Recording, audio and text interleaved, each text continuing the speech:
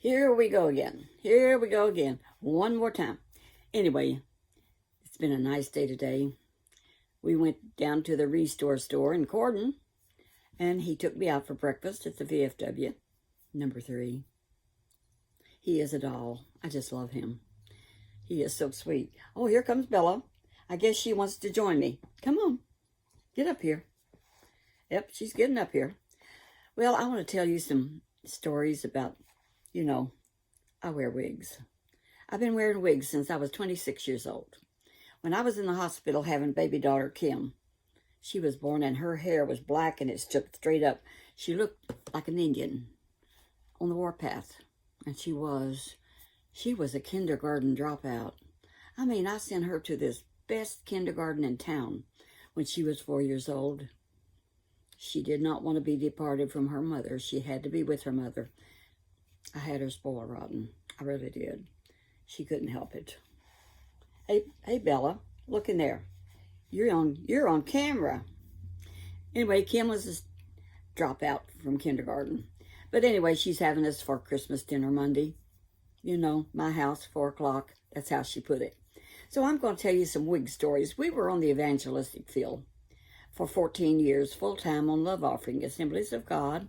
Buddy decided to be an evangelist when he was 48 years old, and I was 46. And we went.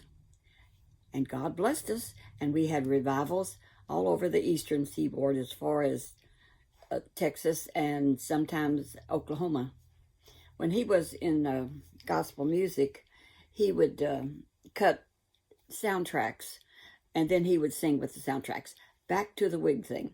We was up in Pennsylvania, and this high wind came up.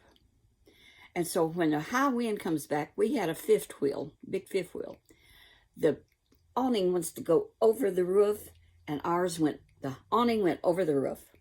So he said, honey, you got to climb up there, and I'm going to bring you some rocks up, and you put some rocks on it to hold it down till we can get it under control. And I said, okay, I'll do that.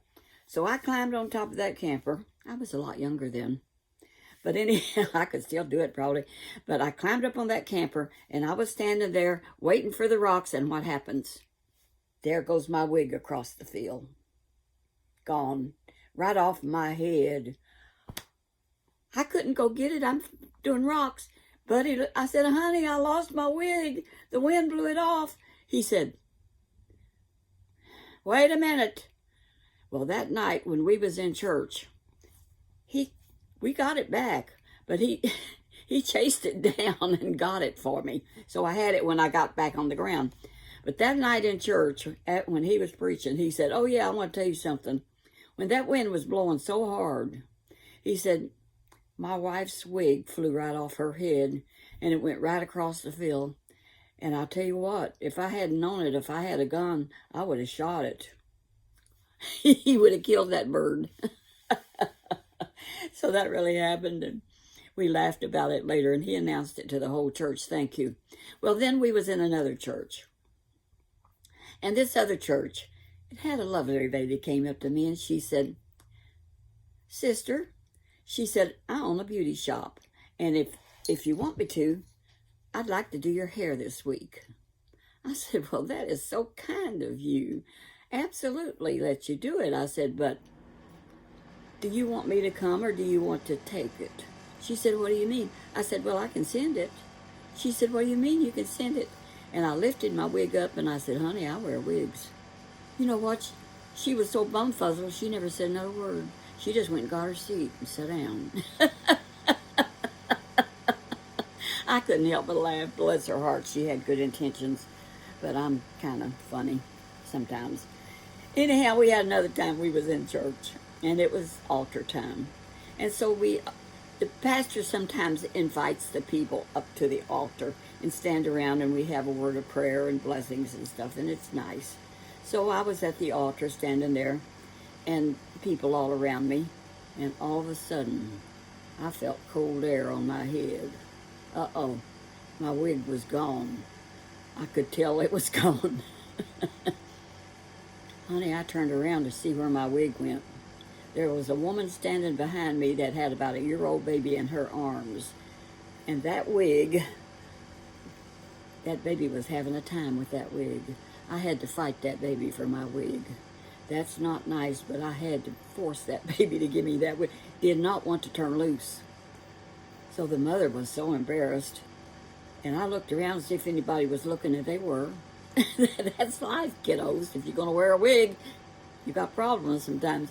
So I managed to get it away from the baby and get it back on my head and get it straightened up. But most people can't tell I wear wigs. But I've been wearing them since I was 26 years old because my hair is so baby fine. It's just like my daddy's. That if you put a permanent in it, it don't do anything but frizz. And to me, that is not attractive. So I just wear wigs. It's easier on me. One of these days, I want to tell you about my mommy. When my daddy died, Mom was 43 years old. I'm going to tell you today. I think you want to hear it because it's an interesting story. But Daddy died, and Mom was so lonely. And after a few months, I was praying about what should I do to help Mom. I can't help her. She's got them boys at home, and she's got to finish raising them. She needs a husband. So I started praying about it. And I had a dream, truly. And in this dream, I saw this man. And he was short and chubby and not a bit good looking. Not a bit good looking. And the Holy Spirit spoke and said, "This is your mother's future husband." I told Mom, I said, "Mom, I had a dream. And I saw your husband that you're going to have one of these days." I said, "But we haven't met him. I've never seen him except in this dream." She said, "Well, because she wanted a husband too, really, because she was so lonely. She got to raise them 7 boys, and I didn't want to raise them. I had kids of my own by then, changing their diapers and stuff. Baby Kim, fact is, she come in and babysit for Kim, because she lived out in the country on a farm, that hard scrabble farm where we used to chop corn and raise tobacco and kill backer worms and hang the backer in the backer barn. I know how to do tobacco. I know how to strip it. I know how to type. I know how to do all that stuff. I don't have to do it anymore. I'm a city girl. I'm a city girl. Don't have to do that crap. Pardon my French. But anyway, so my Aunt Mary lived right across the street from me at that time, right here in New Albany. And she knew this man, she said, that his wife had passed away. And he was a mechanic. So she said, I think he would be good for your mom because they're about the same age. How could we get them together? She said, he's a mechanic. I said, well, I tell you what, I need a little work on my car. Maybe I'll check in on that. I'm going to go get her. So I went to check in on it, and I met him. And I said, that's him. That's the man I saw in that dream, and that's the truth, folks. That was him. He didn't have no teeth. He had teeth, but he wouldn't wear them. Had false teeth. He would not wear them. He had a haircut that was flat top, and he was short and chunky. He wasn't pretty. He wasn't a bit pretty. They're both in heaven now, but he was a wonderful man. Anyway, we found that out. So I went home, and Mom was babysitting for me, and I said, Mom, you know what? I just met your future husband. She said, you did? I said, yeah, he's going to work on my car because I made a date for him to work on my car. I got to fix this. And she said, okay. I said, come and go with me. I'll introduce you. He's Mary's friend. She's known him for years. He's got 2 girls. He's a good man. He's a faithful, and his wife passed away. She said, okay, I'll go with you.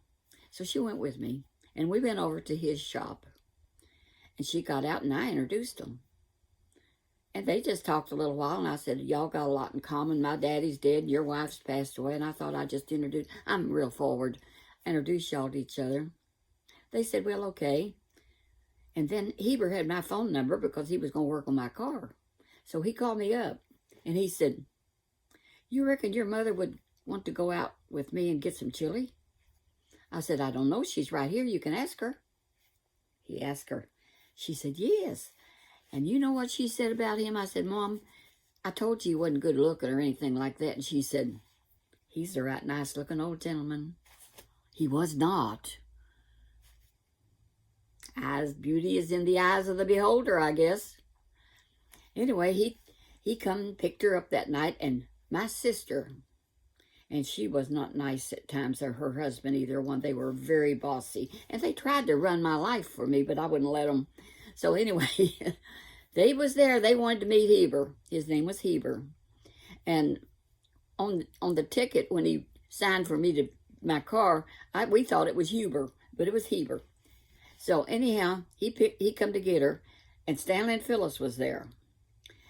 And he met him, and he got my mother aside, and he said, May, her name was May, here is you some money, change, and if you need to call a taxi or me, I will come and get you immediately. I mean, what's this man going to do? Rape my mother? Attack her? I don't think so. He's just a harmless old man, a nice man with a good history. So she got in the car and went with him, and they had chili. And about a year later, guess what? They got married, and they were married for 35 years. And he was so good to her and so kind to her and helped her finish raising those boys. God answers prayer, people.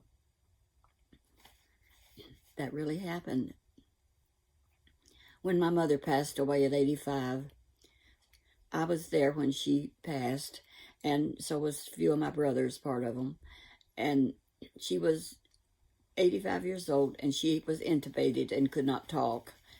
They had her on a thing to make her breathe, and there was no hope. So anyhow, we all gathered around, and she was looking up at the ceiling, and she was pointing up at the ceiling. And I said, Mom, are you seeing angels or something? She said, no, shook her head, no. I said, well, are you seeing Jesus? And you know what? She said, yes. Nodded her head, yes. And she just peacefully took her last breath while we was there and went on to be with him. It was so wonderful. But I still miss my mom because we were like sisters. I was only like, she was 20 when she had me, so we were only 20 years apart. And she only lived to 85, and here I am 90. Enjoying life one day at a time, and we're having a big dinner in a little bit, but James's niece is handling it. So I'll bid you all a good day. God bless you. I love you, and may you walk that path that would be pleasing to Jesus. It's been good talking to you.